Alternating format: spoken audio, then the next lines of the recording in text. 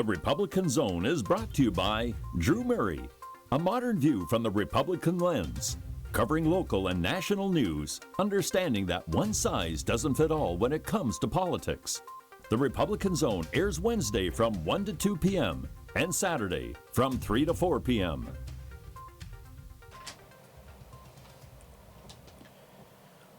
Good afternoon. You're listening to USALA Radio. I am Drew Murray, and I am the host of the Republican Zone. Unfortunately, so we were expecting and hoping for Councilwoman Helen Gim, but she had to reschedule last minute, actually yesterday. So anyone watching on Facebook, no, Helen did not grow a beard, nor did she become an African-American male. It's my friend, my campaign strategist from Triple R Consulting? Yes. Randy Robinson. Well, I thank you very much, Drew. And yes, I am not Helen Gim. Helen Gim. And if anyone knows the background of my politics and my position on Ms. Gim, it'll be, wow, what a befitting substitution. Substitution, yes. I would assume that is because of your her relationship or your relationship with charter schools and Helen's opinion of charter schools. Well, again, it's Helen's opinion of charter schools for certain people, because Helen did found a charter school, yes, she and did. Her family, I think it's her husband, they still actively involved in supporting that school. Oh, is that right? Oh, yeah, I didn't know that. So, yeah, but we like Helen. Helen's a friend, so we can't talk too. Yeah, so we can't talk badly about Helen. Yeah, well, you can't. Yeah, I love to. She is a friend and neighbor, and she will be here in a few weeks. I think she's a little under the weather, actually. So now, I do wish her, if she's not feeling well, and I love to have her to come on your show and be there representing. I'm sure that you have a good dialogue with her. No, I think it'll be. We probably won't agree on too much, but that's part of what I want to do on this show. To have that's part of your brand. Who don't agree? Yeah, that's part of your brand. Yeah. You know, and that's actually a positive thing, because politics has become such a zero-sum game. If you don't completely agree, maybe then you're the devil on the scorched earth, and nobody's having conversations anymore. So the fact that with your brand, and particularly coming to the Republican Party in Philadelphia, that you have this openness and willingness just to reach, stretch out and have conversation with those that you may not politically agree with is relatively important. Yeah, absolutely. I mean, it's extremely important, because it's just not happening anymore. Yeah. And that's one of the sad aspects. We all should do it. And what's happening. It's one of the reasons I left the Democratic Party. I said I didn't leave the party. The party left me. It's because these are the issues, and this is how you have to believe and follow these issues as a Democrat. There was no. It's basically like a playbook, and that's not how I am. And look, I'm not saying the Republicans are much better. I always say people on the far left and the far right, I'll be honest, I don't feel like they think for themselves, because there's too many issues that really have nothing to do with each other. But this is the way you're supposed to think as a Democrat. So this is how you think, and this is how you're supposed to think as a Republican. So that's how you think. So. Yeah, well, you're going to start to just learn that, particularly with your age and your outlook, that there's, it's the institutional politics, and then it's the establishment. So a lot of those things on both sides are very confining and restrictive for people whom are just young and spirited, and they just want to do good. I'm not that young. They want to change. I might not have gray in my beard, or I might not have as much. You're gray, young. Well, you have two ages. You have your birth age, and then your age of right. then your age and engagement in politics, and so you're still very, very new and fresh in terms of what's happening. And I'm immature. I'm immature. So. All right. Well, I'll give you a few more years of life then. That's right. So, I mean, you'll just find that it's just you got the extremists and you have the zealots, but the institutional politics and then the establishment politics, which is really, really old school party politics, is not a shoe that fits for our younger persons and people who just see government. I mean, they've seen the successes, but largely they've seen the failures of both systems. Sure. So they have a broader perspective in terms of, or a different perspective on how they see their government should operate, what their interest in seeing getting out of it. And largely a lot of the established and the institutional oppositions or roles just don't fit them on either side. No, and as a Democrat, it never true. I mean, I always said I'm a very conservative Democrat is what I would say this time. Mm-hmm. 2 years ago now I say I'm a liberal, but actually I say I'm a moderate Republican, because I feel like the Democratic Party has moved so far left. And even the old school Democratic politicians, I feel like, look at Jim Kenney. I don't know if Jim believes half of what he says. Some of the things that come out of his mouth that are so far left, and I'm looking at him and I'm like, This is not the Yeah. Jim Kenney that, and I don't know Mayor Kenney well, but listening to Mayor Kenney, listening to Councilperson Kenney, Councilman Kenney years ago, it's like it's a different person. Well, in terms if you want to continue your political life, there's some evolution that's necessary to take place. And on the left is becoming very, very, very progressive in Yes. that aspect. And then on the right, it's the whole zeal to be ultra, ultra conservative and just really harsh on a lot of the social issues and a host of other issues. So if you're a person that wants to continue and to be relevant and in some level of leadership in the political game, it's unfortunately forcing you to really kind of trend to either one level of zealousness to the left and another to the right, and it kind of like you said, you can reflect back to who they used to be. They look like they've lost Yeah. their voice. Well, it's like, hard, You're and a wholly different person. I understand why, and I will tell you, I still consider myself a moderate. People call me a rhino. I guess when I was a Democrat, they called me a dino. Yeah. Democrat or Republican in name only. But when you run for an office, I feel that it's much easier to raise money when you are on the far left or the far right. People in the middle, because you don't. It's like you don't get that passion. Because You don't- yeah, people like you say, you're centrist. It's like, okay, we get it. We want to do the right thing, but that's where the zeal is coming from. This is where the activism and enthusiasm and the energy and to give you something to jump up and rah be engaged about. And so that's when you're in either one of those two demographics, well, that's where people are throwing the money because No, absolutely. that's where they see the movement. And there's no such thing as compromise anymore. And I've seen this even just in debates. I see it in talking to people live, talking to people on Facebook. I say, like, we need to compromise more, whether it's Congress, whether it's local politics. And people have said to me, no, we shouldn't be compromising. There's too often we're compromising when the right answer is, and if it's a Democrat, they say the right answer is on the left, so we cannot compromise. I said, well, sometimes you have to compromise. Yeah, well, I think that, you just look at the purpose of government and why it was instituted and why a bicameral system was instituted. It wasn't instituted so that one side can just thoroughly beat down the other. It was so that we can have some level of compromise and produce a public policy which will be better and greater for the whole. Sure. But now politics is just driven down people to see it as a competition sport. I mean, the public doesn't generally... a lot of people really just don't even expect much out of their government, like who actually participate in an election cycle, and they do it like a competitive sport. I just want to say my side won, and then they walk away, and then 2 or 4 years, they just walk away and expect nothing in their life to change. But they get riled up with this almost, this affiliation of belonging to something, but you're belonging to something like an establishment, a party, that's supposed to be representing you. It's supposed to be about you and not about the establishment, the party, or the politician. So it's really a sad situation in terms of you're looking at government in America of who's governing and what the purpose is. It's about power and control, and people just largely been muted down to be cheerleaders Sure. for the gladiators who's fighting over control and power of their money. And once you're in, you're really not supposed to act completely in a partisan manner. You are an elected official. You are trying to do what is best for your constituents, whether they voted for you or not.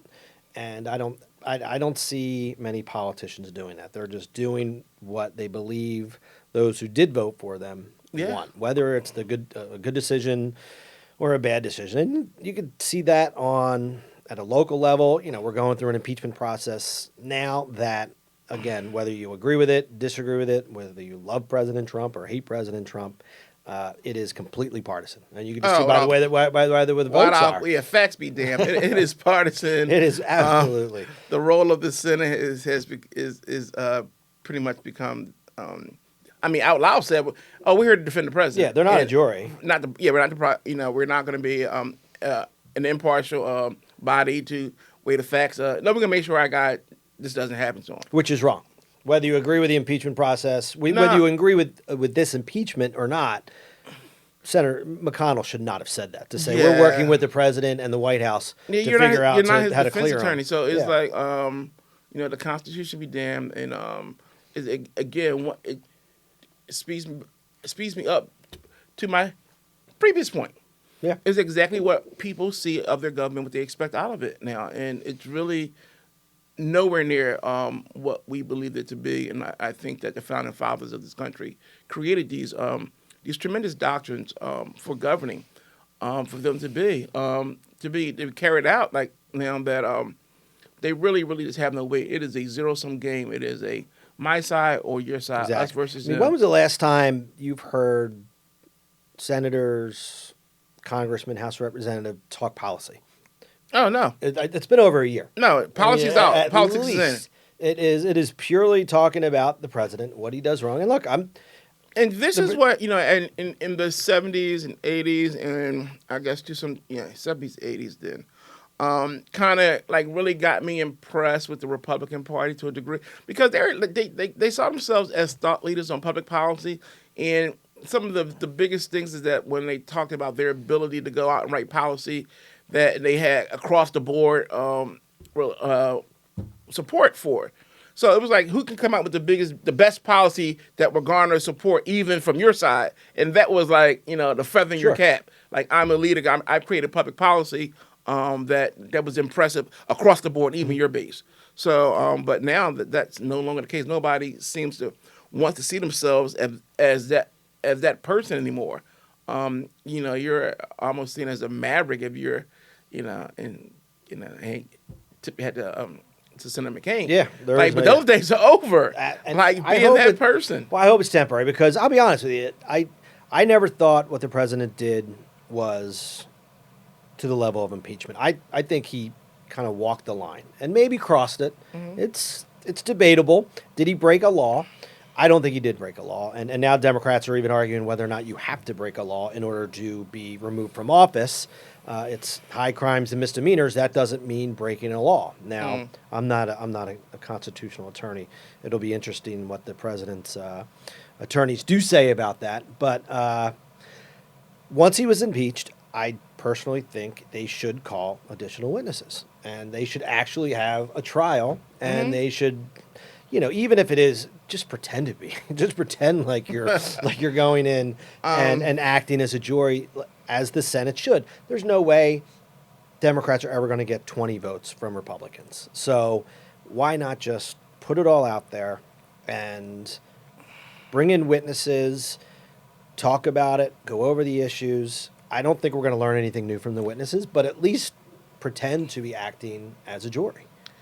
Yeah, I think that, is there anything to gain now from the Court of Public Appeal? I think that the public has decided, like, kind of where they are in this case. Either they think it's a witch hunt and a waste of time, or they think it's absolutely the fact that this guy needs to be impeached and he's a criminal and we got to take him out by any means necessary. So, but this, from the very beginning, if you just the politics of it, which is counting the votes, that it was no way he's going to be removed from office through this process. And that is I will say this, though. I don't know if everyone's made the decision in a way that I think there's a big part of this population who, once he is not removed from office, will say, well, he's innocent. He was innocent. They didn't get the vote, so he was innocent. So I do think OJ was found innocent too. Exactly. Yes. In a court of law. In a court of law. But people will say, well, he's innocent, and this was all a witch trial. So we're going to take a quick break. You're listening to USALA Radio and the Republican Zone.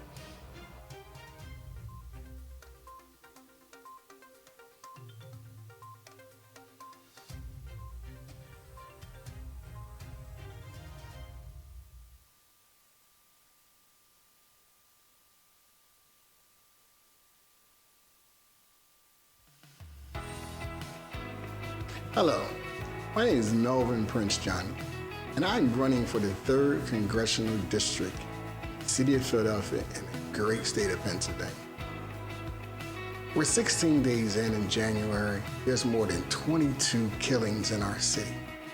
You need a community congressman that will go block by block, door by door, and fix this problem. Now, I think it's economics, but you might think it's something else. And I'm coming so you can tell me what it is. Once again, my name is Melvin Prince Johnnick, and I'm running for the 3rd Congressional District. Thank you.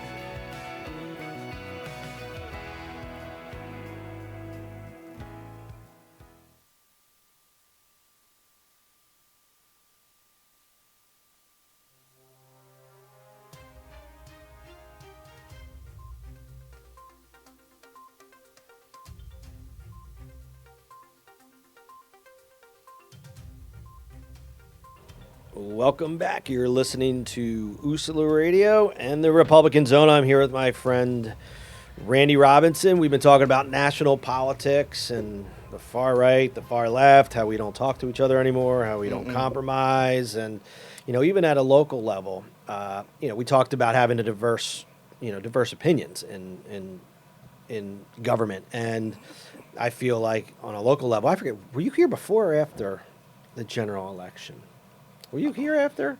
I think after the general I think it was after, but I said, the way the Philadelphia Charter, the Philadelphia legislation is written, is to guarantee some level of diversity of opinion on city council by having two minority party candidates win and become members of city council, and I think we lost that this time because Kendra Brooks is a Democrat. So I think we lost the purpose of the legislation was lost. And Kendra, I think, will say, and I don't know Kendra, and I'm sure she's very nice, and I know she's an activist, but she says she is outside of the party.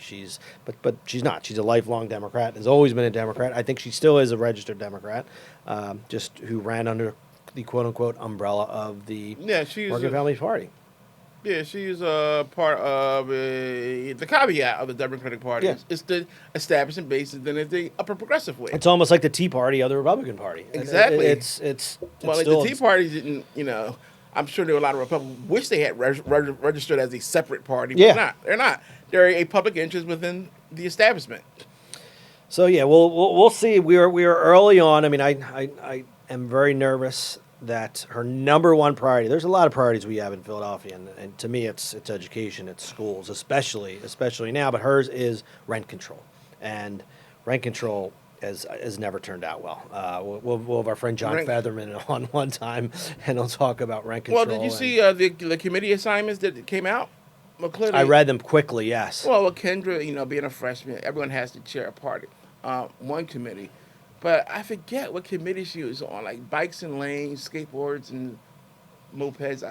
I forget what committee she's on, but it was clearly they had zero interest in elevating her voice whatsoever in city council by her committee assignment. And I think a lot of people are very confused. And my friend, Council President Clark, he is a friend, and I like him. He's done a lot for our community, but I don't know how he puts Bobby Heenan in charge of L&I. That is.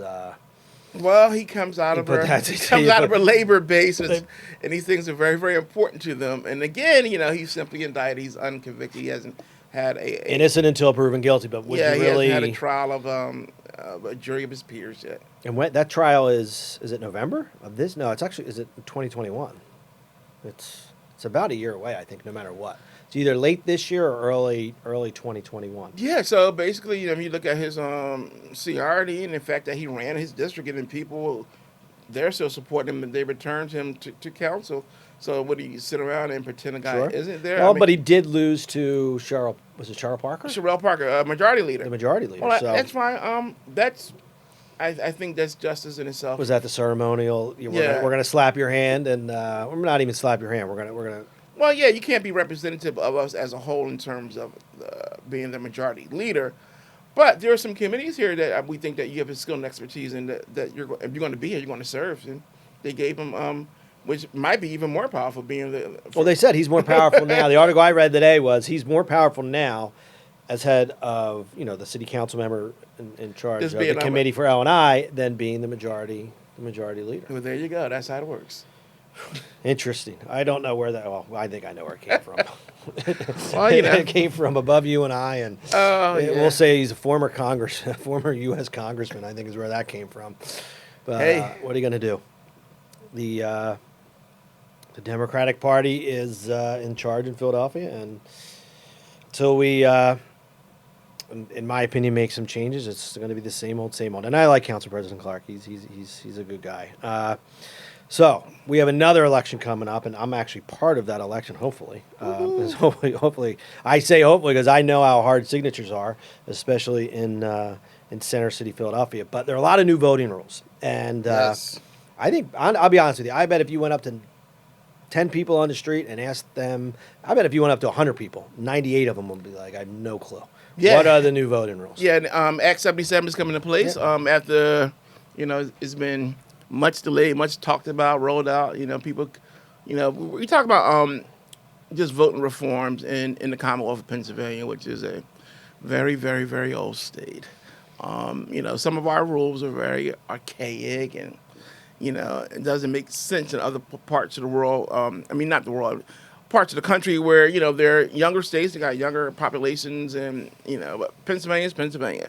So the fact that we actually got some voting rules, law passed, some voting, reform passed, is in itself something to just be surprised about. We're actually proud of that we actually got it through as well. So Well, the good Act thing is 77 happened. there were a lot of compromises.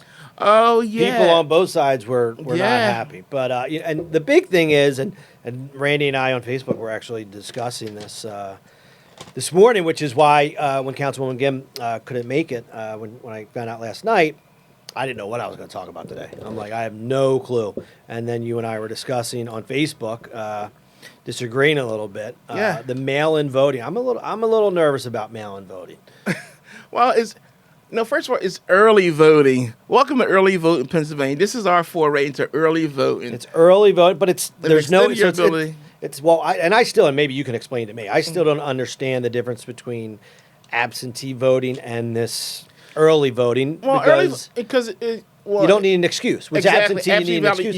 You had to make a reason why you can't show up to vote. Early voting, you can just do it. But then aren't we just doing early voting then? Really, isn't just everything it's early a voting? version of early voting, but it's an extended mail-in program. They changed the rules, lessened the rules around this about what you can do to get a ballot and do mail-in voting.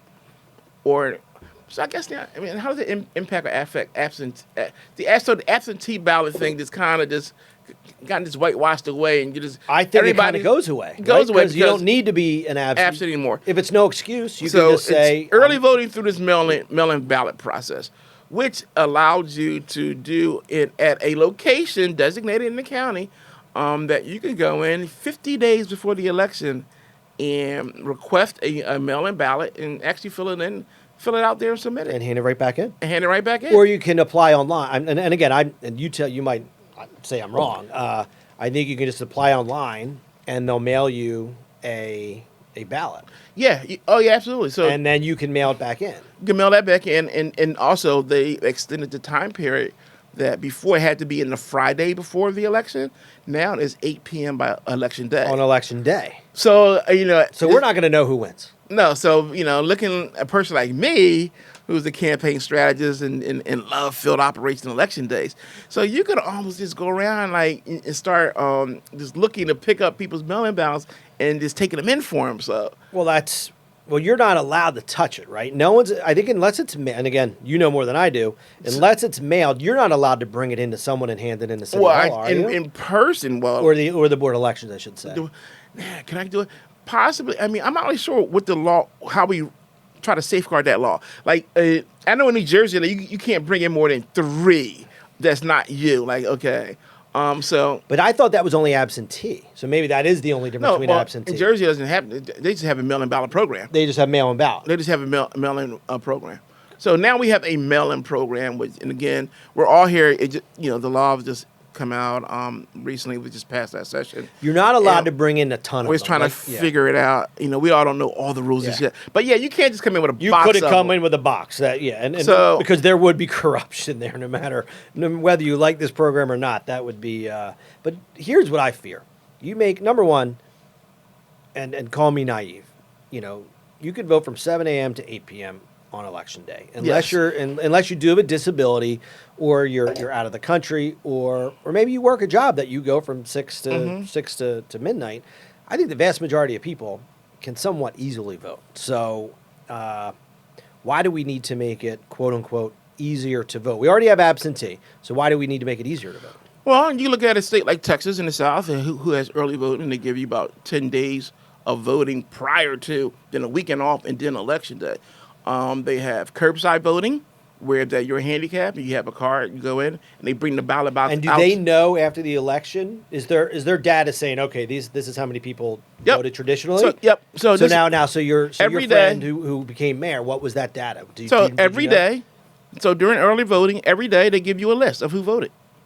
Every day of who voted. Almost in real time then. Yeah, almost in real time. So I The get day to- before, you know how many votes you got? So Monday, Tuesday, I get the report of, and I know how many people voted. They don't give you the vote tally, but you'll know who voted. So I just say all to say this: there are two things. Oh, that- you don't know who Who they they voted voted for. for. You know how many. you know the voted. turnout. You know Okay.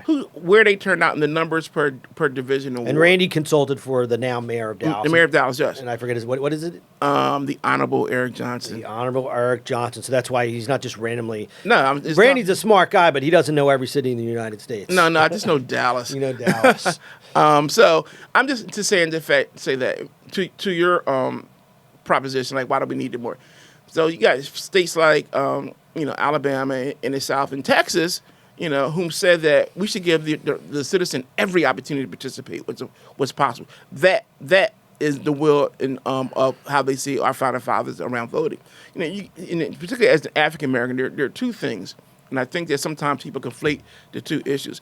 It's actually the right and ability to have the privilege to vote and to participate in America's greatest institution, which is government. So which is people's right and ability to vote. And then the second part, which is largely debated politically, which is access to the ballot, which is things like early voting, absentee ballot. So, you got people who are in both camps. But I think in the first camp, I think everybody agrees that you're not a part of this great nation, that you're not whole unless you have the ability to access to the vote. And I think that's what the civil rights movement is about. Sure. It was about the Absolutely. ability to make sure that every American could fully participate in this country as an American.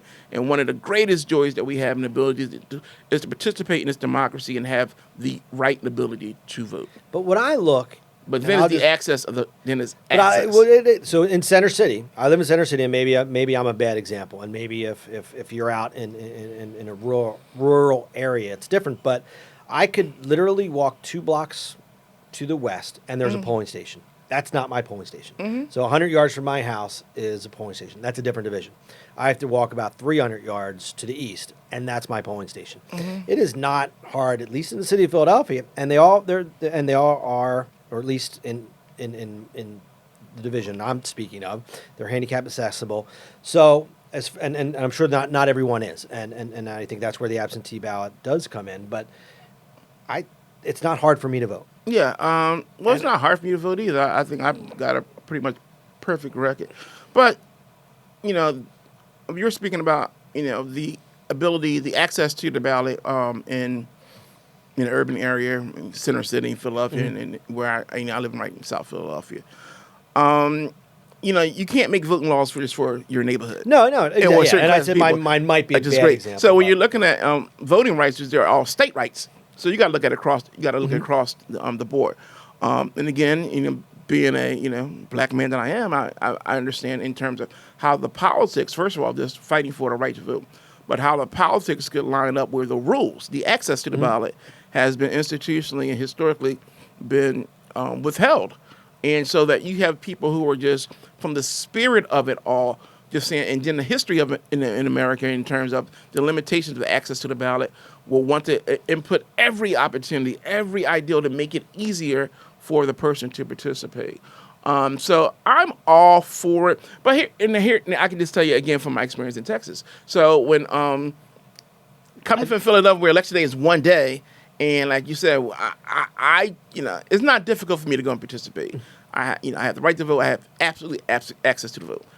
So I felt like, wow, in a state like Texas with early voting and all these amenities around, being handicapped and they bring their balance, they should have voter participation. Turnout should be like 98%.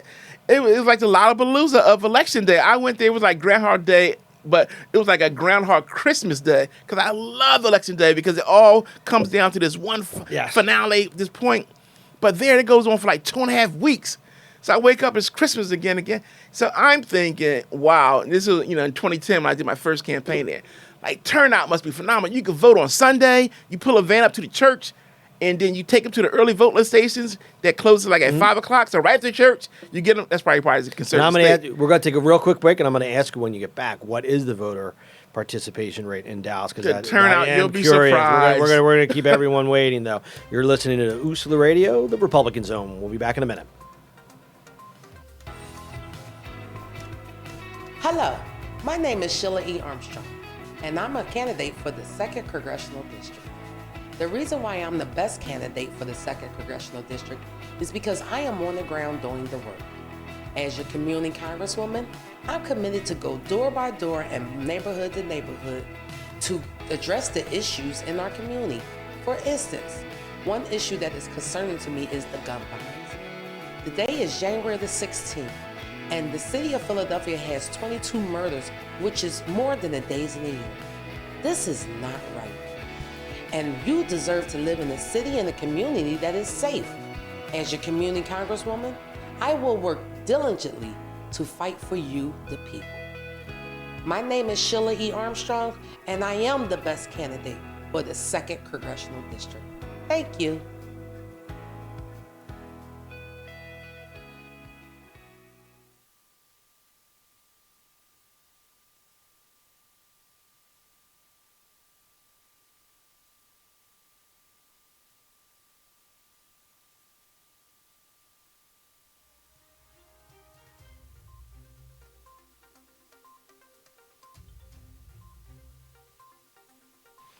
Welcome back. You're listening to USLA Radio and the Republican Zone. So we did like a cliffhanger at the end of the last segment. So let's say Philly first. So Philly is in the last cycle where we were around 20%. 20%. 20% voter turnout in off-year election. Yeah. So what is Dallas? Oh, Dallas, but now let's say again, all these opportunities to vote, early voting, and all this stuff. Dallas turnout is probably around. In a municipal election, off year, very similar to ours, the turnout was probably in the teens. Wow. So then I'll ask you this. Why the early voting is going to cost money. It's going to take time. It's going to take effort. Why, if it's not increasing voter turnout, and maybe Dallas is an anomaly, maybe the data isn't there nationally to fully understand, why spend the investment to not get higher voter turnout? Again, it goes to 2 points. I mean, the fact of the matter is that you want to encourage people to participate in our democracy. Sure. Oh, absolutely. It's set up for it. So, I just think it's already easy enough. No, it's easy, and you want to make it even easier. You want to eliminate any potential barrier or hurdle for anyone to have access to the ballot. I mean, I remember. And again, these are state laws. So when you sure, come up and absolutely. like, hey, it's easy enough, it's fine. Then there's going to be somebody from some county say, let me tell you how difficult it is for me to get to where my polling place. I guess if it snows. But in 2016, I remember I was I was probably very new president of the Logan Square Neighborhood Association, and the local committee person came. I had a meeting. We have a meeting at 7 o'clock the second Tuesday of every month, and I wasn't paying attention. I'd scheduled a meeting. People were coming in. Actually, we had a huge presentation that night for Riverwalk. Architects from Gensler were coming from New York. So it was like a week before the committee person comes in, 8th Ward, Division 19. Said, Drew, you got to cancel the meeting. And I looked at him and I'm like, why? He's like, because it's election day. You can't have a meeting on election day. I'm like, my meeting's at 7 o'clock at night. You have 12 hours before that. And I said, I don't think anyone's not voting to come to a local civic association meeting. That committee person, I think, still blames me. A Democratic committee person still blames me for Donald Trump becoming president of the United States because I refused. I said, I'm not changing it. I'm like, people can come after. So I'm all for it. Access to the ballot. Early voting, anyway, even online. I think that some states are taking it up. Anyway, to make it easier for access to the ballot, I'm all for it. I don't really care about what it costs for us to assure that people have an opportunity. The easiest way to participate in our democracy. It is the lifeblood of this country. We want it, we need it, we demand it. I don't think, like in my point on Facebook, My issue isn't ballot protection, or even the cost of doing early voting in these things. The greatest issue that's facing us is voter participation and voter education. Sure. That's the problem. And my biggest issue, by no means, is the cost. And we talked about on Facebook. I'm fearful of corruption, and this is my fear. And I'm envisioning this, and I'm not saying it's Democrat or Republican, but we'll give an example in Philadelphia, so it'll be Democrat. They just set up these election help centers, right? And, Yep. I'm a Democrat, and I rent out an empty store on the corner, and I have these election help centers, and people come in and they say, "I heard we have mail-in voting now." Absolutely, sir. Come on, Bring sit your down. ballot. Sit down. Here's a computer. We can't touch the ballot, but we can help you apply online. You can get it mailed to you, and you can vote early. And if you, by chance, aren't sure how to fill out the ballot, come on in and we'll help you. And the fact that there are no judge of elections sitting there making sure, there are no poll watchers making sure that nothing nefarious is going on, I think if it becomes widespread, and we'll see, and we'll see how much this increases. How much utilization of this mail-in?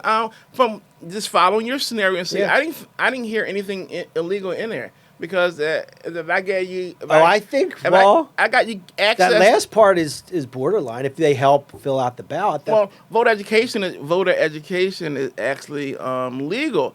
Now, if you have intimidation and persuasion, let's say persuasion. Okay, we'll call it over persuasion. persuasion and intimidation, like saying that it's almost like in the ballot box at the ballot box is serene. You can't advertise. You can't wear your pen or whatever. So you got to have some.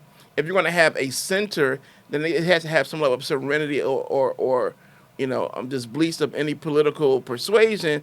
If in fact that where that person fills out their mail-in, that's the ballot box for them. Exactly. It has to be eliminated. But when you're doing it at home, you're giving people the access to do it at home, then you're actually kind of forfeiting that right of there's absolutely no political influence whatsoever around the space in which they vote. Again, if you're an attempt, if you look at places that has mail-in ballot, all the corruption comes from the mail-in ballot program. In Dallas, Texas, the issue of any level of corruption or voter fraud is always around the mail-in ballot program.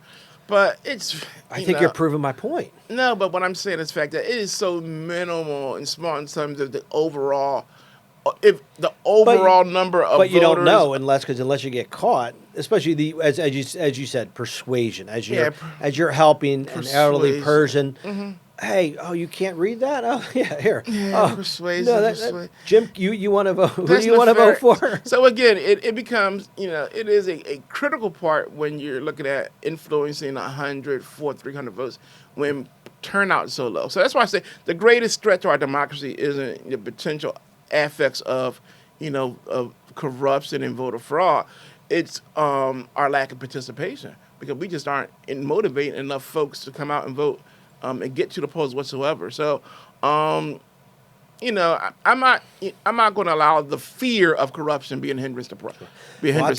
We will see. I think we'll see, at least in modern times, a record turnout in November. So we'll see. I think we're going to see what is the max possibility of voter participation in this country because it is so polarizing. Again, love them or hate them. President Trump, it's the Trump effect. Oh yeah, people either love him or hate him. People are going to participate. So and again, that's great because people are passionate about an election and how they feel about the guy at the top, the presidency. My concern is what happens in 2021 and 2022, in those off-years elections, in those down-ballot elections, in those state and municipal elections that are far more impactful into your daily lives, the rules that they make. And those folks, I need the energy to be there because that is as critically important as to the impact and effect that Donald Trump could have on your life or albeit, black people are overjoyed the fact that we had our first black president. And I celebrated that fact too, but I knew the limitations of the office, the executive effect office. on you locally. I'm like, oh, okay, great. I mean, it is going to impact only ceremonial to some degree. So I'm saying President Trump has an impact, but there are about at least 9 levels of government of people that you elect that are even beneath him who have even more direct impact. So while you have the enthusiasm for him because of the polarization, why don't you have an enthusiasm for every election, particularly your county and statewide elections, who have far more impact and effect on the rules and the quality of lives in the areas that you live in. Well, even look at this past cycle. I bet if you asked 100 people, 98 people would say, like, okay, who are you voting for Superior Court? They would be like, I have no idea. I'm going to push the Democratic button or I'm going to push the Republican button. So one thing, and that's a huge election. Act 77 got rid of that. And that you're leading. You just stole my thunder, Andy. I'm sorry. That's all right. No, yeah. So as we talked about, there were actually compromises, and Governor Wolf got a lot of slack from this from within his own party. Mm-hmm. So one of the ways they got mail-in voting was by taking away straight party voting, and what used to be called when my mom voted. She never in her life voted for a Republican. I don't think my mom would have voted for me as a Republican because she didn't know how to do anything else except back in the day it was called you just pulled the lever. Pull the lever, whether it was right or left. I don't know how it worked. There was never a lever since I've been voting, but she was a pull the lever Democrat. So wow, she would go in and now it's push the button Democrat, but you're not allowed to do that anymore. And that was what the Republicans wanted that, and I actually think it's good. And I think it's good because you actually have to think each. You can still go down and push all the D's if you wanted to. I'm sure but you're not going to be able to push one button. You're not be able to pull the lever and vote all Republican or all Democrat. Yeah, because that's electoral laziness. I'm just going to transfer responsibility to my party affiliation and see what they say. And I don't have to see what they say. I'm going to just press one button and I've done my diligence. Sure. And I voted one for my team. Intellectual and electoral laziness. Every ballot, every person, every space. Like these offices, these seats in offices aren't grandfathered in. They aren't personal heirlooms. They don't belong to a person. They don't belong to a party. These are public trust. So they should be examined on their merit every electoral cycle, every individual seat, every candidate on their own. Yeah. So I'm just the Superior Court judges in the last cycle. I mean, those are hugely important elections that most people have no clue who they are. Yeah. And I'll be honest with you, I'm not. 8 years ago, I probably didn't know. I wouldn't have known. I would go in and if I knew. And honestly, if I didn't know anything about a person, I just wouldn't vote. I wouldn't vote either way. It's very, very, very difficult in terms of getting the messaging out and educating the public about who judicial candidates are, because for the large part they don't talk issues, they don't talk policy. So it's a very narrow scope of things that they can even discuss. Like I'm going to be honest and be good and great. Of course, they're all going to say that.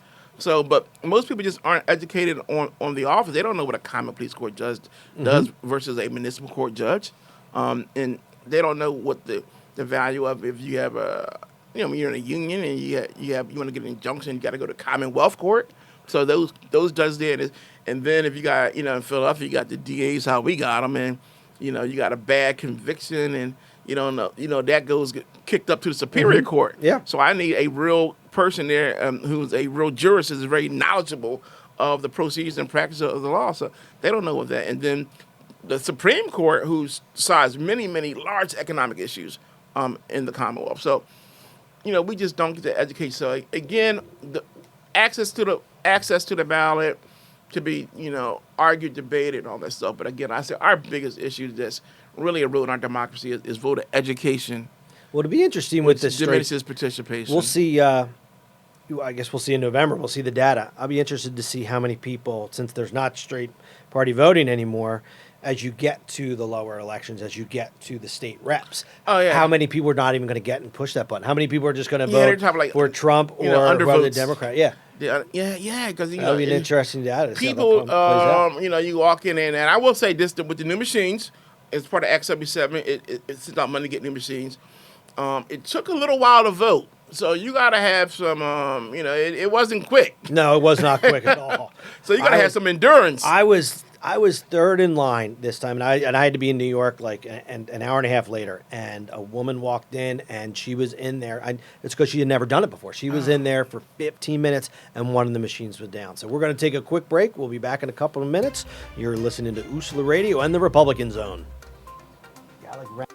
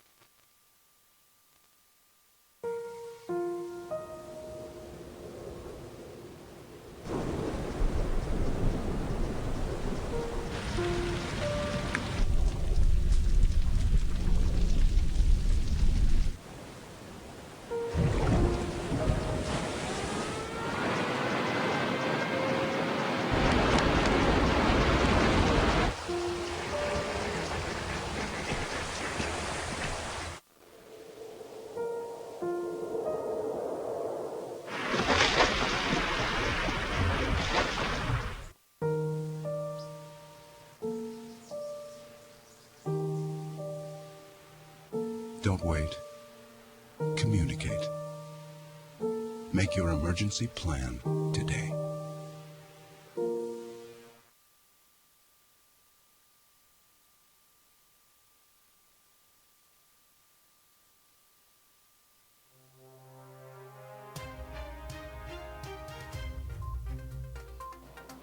Well, welcome back. You're listening to USLA Radio and the Republican Zone. I'm here with my friend Randy Robinson, and we've been talking about the new voting rules in the state of Pennsylvania, which was, again, I bet most people have no idea this happened. No. And it's huge. They are huge It is changes. major, yes. And we'll see. You know what? We'll see. I'm going to try to have Al Schmidt, So the won't you go Republican there and just commissioner. tell your voters, like real quick, 1 to 7, the biggest changes in the 1 and Commonwealth. 7? 1 through 7. Oh, 1 through 7. Should I The read biggest them? changes, yeah, real quick. Well, number 1 allows no excuse mail-in voting. Number 2 sets a 50-day mail-in voting period, which that is very interesting. early That's going to voting. be there's not going to be much time between petitions and that 50-day period, and I think They're I think making I it tough. counted. You're going to be earning your money as a campaign manager these days. It's going to be 2. I think it's only like two or 3 weeks, and that's from when petitions are handed in, the final day of petitions, to when this starts. That means they have to have the ballot, and if anybody's challenged, which inevitably happens, someone is going to be challenged. This is why, you know, that's the whole fear of voting 50 days before the election, because so much can happen. Yeah. By the time the election day gets there, that person may not be on the That ballot person anymore. might not be on the so ballot. you wasted your vote by voting so early. That's another reason. Well, know, I no- think you're making my points for me here, Randy. I'm not sure I like mail-in voting. So, and then number 3 establishes a permanent mail-in and absentee ballot list. So voters can request to receive applications in the You can just mail be or on a list. absentee ballots for all primary. You can say I'm going to do it forever, or just that in a given year. Okay. So within that calendar year, I think absentee you can, and this may have always been. You can just be always on the absentee list. Extends voter registration time. I agree with that. I think that's good. It's gonna 15 be, days it's before gonna be election. 15 days As opposed to 30 from cut off. 30. That's going to the commissioner's office is going to be a little. Hey, Al Smith. Al Schmidt's Al's up for the task. Al can do it. Maybe you get more Al, employees. Lisa, and Omar are going to be. Oh, yeah, Omar. They're not going to be. They're not I gonna can't wait to see what he does there. Well, all he's got to do is show up to work. From what I But I understand think from- 50% better than the last guy. She's 50%. So, yeah. than the last guy. I've so. seen him, and I'm very, very enthusiastic about. I don't know Omar. what he's you know, gonna do. I know Lisa and I know Al. Obviously, I don't know Omar. I don't know. I don't know him at all, Lisa. or- I know Omar. Okay. And of What course was I know his Al. background? Oh, Omar. Well, you know he worked for Senator Hughes in the legislature. You know he actually ran and won for traffic court before it was abolished. Oh, so when you didn't even need to be an attorney, and you can be a Yeah, you can before be a traffic that, court judge. he was the That's last another guy discussion all about. cycle elected. Then he just become very engaged in the community, and also the biggest thing people know about him that he's the brother of Ryan Boyer, the head of Labor's district council. Okay. Now, did he have any experience with elections and you don't necessarily? I think that he participated and he was on the ballot at least 3 or 4 times. Yeah, They so he give you- knew that. but They'll no, give you an education. I've always wondered that. I mean, that's a real job. I mean, it's a row office. I mean, you literally I have think- to. You could be elected in and have no idea what you're doing. Oh, well, that's Which most is, of them. but that most of the. I think No, that's, I think that when after he left after he wasn't afforded the opportunity to sit on the traffic court, They figure out what would be next for him. So I saw him around at a lot of different events where he did.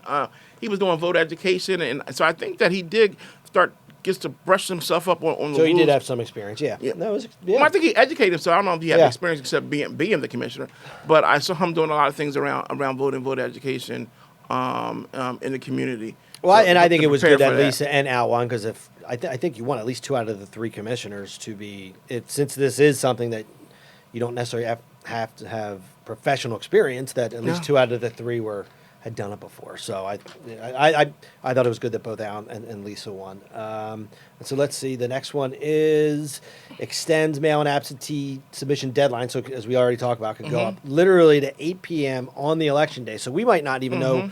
We might not even know who wins. It depends on how widespread this becomes. But if it be, and we probably won't see much of a difference this cycle. So, when are they going to give you the list of who actually got a mail-in ballot? And this is what's confusing to me, which is going to cause, I think, problems.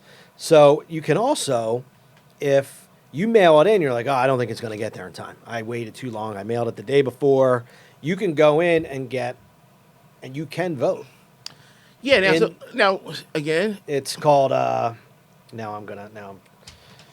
it is called a, not protest. It's a something ballot they call it.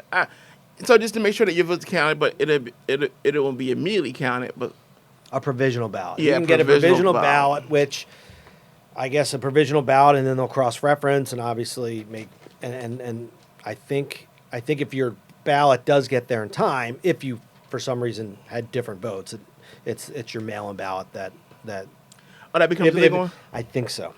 Oh, so, But I'm well, not let me just say, positive. every one of these little caveats and question marks are going to surface themselves in a real life case. Yeah. So well, this is a tough year to do it too. This is going to be a huge election year. There's going to be a huge turnout both in the primary. I don't know. I don't know if rolling it out this cycle. Would well, have been the again, best, was the best idea. well, maybe the plus is that because so many people are just so unaware of that the rules and laws that change, they're just going to vote the traditional way. Yeah, Show- no, I show the- don't show the think election many. day. I don't think we're going to see that many mail-in ballots, but I think as it goes on, I think you're going to keep seeing it because. Oh, without question. And we call it mail-in, but you're going to be able to go to City Hall. Yeah. You're going to be able to walk in. You're going to be able to say, "Okay, my name is In person. Randy Robinson. I want a mail-in ballot." They can hand you the mail-in ballot. I fill it out. And You then can fill it out and you can hand it in. Yep. So it's not mail-in; it's early voting. So it's basically becoming a In-person polling early voting. station. Yeah. So it's going to be interesting. So I mean, who knows? I mean, So now, as a campaign, so I'm just corralling groups of people. I'm taking out, I'll go vote right now. that's today. corruption, Randy. That's not corruption. persuasion. It's not. That's persuasion. If you don't tell me who to vote for, I need you to go participate. I'm going to pick you up and give you a ride right there today. I don't know. Exactly. Yeah, I'm giving you a It's gonna- ride. it's I'm a gonna be nice interesting. guy. By the way, I'm a Democrat. You can't push one button anymore, but you can No, go down and push all these. here's the thing. What about in primaries, though? Now that whole dynamic, it makes very fearful for a lot of folks. Yes. No, it will be It's interesting. going to be, this is the new. This is So it eliminates, authorizes 90 million bond for voting systems. I guess that's the new new voting machines, which we've already done in Philadelphia, and it's Yeah. gotten some slack the way they were purchased and the fact that they're not paper machines. But we can't go backwards to paper balloting. That would be no. It insane. does provide both. It does. And it does It does provide have paper. a paper trail. That's why I didn't understand It's a why yeah. people were upset that it does provide a paper trail. So if it is hacked, then you have a backup that you can look into. And And there's another point I made. I said the greatest threat to our democracy in ballot protection is hacking, not some. not setting up polling stations and Nah. persuading. I'm going to use that word. I like Persuading. the persuading of voters. What does that say? Does that say Donald Trump or does that say Elizabeth Warren? Oh, who do you want to vote for? It says Elizabeth. That says Elizabeth. That says Donald Trump. Check that left side. I'm not. I don't know. You have more faith in the human condition than I do. I think. I think if do. people have the opportunity to There's always. I should gonna say be a machine if it is. but not at just at the threat of just doing nothing and remaining archaic and not expanding the access to the ballot. I just don't fear corruption that much. Yeah, I mean, again, It might be hard to quantify anyway, so we might never Yeah. know. So let's see. I want to make sure we get no sticker voting. I never even know you could put a sticker on a voting machine, but that was another change. Yeah, you can permanently be put on as a disability on the absentee voter list, so that was a change. This is probably not big for most people, but for those of us who are involved in politics and who are candidates, you no longer have to live within the district to circulate petitions, which in a Awesome. minority party, So you can is- recruit 'em from is all over, huge. 'cause I that can ain't- recruit. I can recruit someone from Pittsburgh if they want to come in and help me. Awesome. Help me get signatures because, as you know, but before, if you lived, so I'm running in the 182nd legislative district in Pennsylvania, which is the better part of Center City and a little bit into South Philadelphia. I mean, there's only 7,000 Republicans. I mean, there are not many Republicans. That sounds like a Oh, lot, yeah. but that's not a lot of Most of people to them- find to circulate for you. You can't find them circulate, and then Yeah. you need a ton of people to get to those voters because in your district that you're running in, you're pretty much handcuffed by security and surveillance. Yeah. You Because- can't get into. They're mostly apartment buildings. There's, apartment buildings, you can't get in, I mean, there are apartment buildings, and even and everybody else has Ring Yeah. cameras. Exactly, and everyone has Ring cameras, so they look at the door and like, I don't know who that guy is. I'm not answering the door. I've literally, when in last cycle, I would knock on the door, and this was a neighbor of mine, and I didn't know this. They actually, I know most of my neighbors, or at least they know. I recognize them. They were new to the neighborhood, but there are 3 Republicans in this house, so I'm like, I went back there every night. And I could see him sitting. I could see him sitting there looking at his phone, being like, I don't know who this guy is. I thought like the 3rd or 4th time, you either thought I was a stalker, or would have figured out like, all right, I'll just answer the door and see what this guy wants. I think I even brought my children. I sent Christy over. I sent my wife over. What? Everybody. She's they, the they magic would not. secret weapon. I might look a little. I don't know. Distrustful, but my wife certainly Oh doesn't. my goodness. They would not answer They would the not door. answer the door. Unfortunately, that's the jewel of people come to the city. They want to have this urban experience, and they're moving here. But then it's also the threats like, oh, don't open your door though. No, it is, and I get it, and it's harder and harder, they say, to knock on doors. So it is great that I don't have to have a circulator. So for those who don't know, a circulator is the person who actually, and I'll be a circulator for my own petitions. I'm going out and I'm asking people to sign in order to get 300 signatures, which is really translates into probably 500-600 is what I need to get on the ballot, and it's extremely challenging. I don't care if you're a Democrat or Republican, it's challenging. But when you're a Republican and it's in Center City and you're dealing with tall buildings or even townhomes, what look like a townhome that are broken up into 3 or 4 apartments, people don't answer their doors. And oftentimes their names aren't even on the door. I always wonder when I lived in Center City, why does the person delivering food to me call me before they're at the door? In the suburbs, that doesn't happen. They call, and then I figured it out when I was getting petitions because they get to a lot of places, and especially I live in, it's a shared driveway, but I have a letter on mine. So I think that most people kind of think it's going to be an apartment building. They're calling because when you get to a lot of houses, there's no names. There's 4 buzzers. You don't know which buzzer to push. But so it's extremely challenging. It's hard to get in. So now I can get circulators from anywhere in Pennsylvania as long as you're a Republican and as long as you're live in the Commonwealth of Pennsylvania. So my brothers, for example, who live on the main line, can Come help you. Can both come in. I've let them know that they better. And as Randy knows, you don't have to exercise when you're getting signatures with me because I am a fast walker. Unbelievable. I thought you came out that one. But he was day. practicing for some new Olympic That's sport. right. Let me just tell you. I walk fast. Oh man. I'm on a mission. He Well, left- well, you're not going to every house. You're going to literally every He's 10, 15 machine like, house. let's go. Boom, boom, boom. Let's go. I know you. He you had to left drop me, out. the wife, the kids. We were like, hey, we meet you at the pizza shop. Exactly. Yeah, no, you did. You literally, Chrissy, you, and the girls dropped out. You Like, said, okay, "All right, we're gonna gonna lunch." meet you." It was in Bridesburg because that was my favorite place to go get signatures because people in Bridesburg opened up the door. What a nice, quaint little neighborhood. Bridesburg's the best. I wish I could go to Bridesburg for the 182nd, but I can't. But they were awesome. They were open the doors. They'd invite you into their house, and Yeah, it was like really weird because, of course, I heard of Bridesburg. I just drive past it on 95. But to ever like just take that little turn off 95 Yeah. to the right and go down and drive through Bridesburg, it is almost like a small town. It was very different. Had a oh no, yeah. totally different feel. I was like, oh my God, I can't believe this is Philadelphia. So all the negative or talks about what Bridesburg is actually a fantastic little neighborhood. it is an community. And incredible. I really enjoyed being over there. Other than Other than sprinting Other down than the street. Drew sprinting through every damn block and leaving me. That's right. All right, so we're coming to the end. Thank you, Randy Robinson, for coming on, talking about these new voter rules. You're listening to... They're going to be interesting. That's right. You're listening to USO Radio, the Republican Zone. Hey.